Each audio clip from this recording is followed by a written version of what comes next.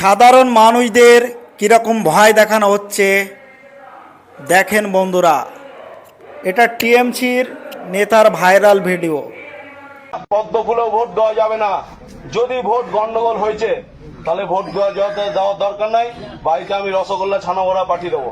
আর আমাদেরকে জিতিয়ে যদি কাজ করাতে হয় প্রত্যেকটা বিষয়ে, পাড়ার ছেলে পাড়ার লোক যারা তৃণমূল করে মানুষের পাশে থাকে 24 ঘন্টা, তাদেরকে ভোট দিতে হবে।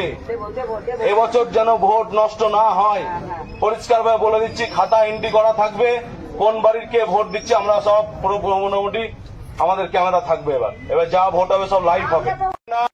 এরকম ধমকিয়ে চমকিয়ে যদি ভোট আদায় করা হয় তাহলে ইলেকশন দেওয়ার কোনো প্রয়োজন নেই। পশ্চিমবঙ্গে রাষ্ট্রপতি শাসন চাই।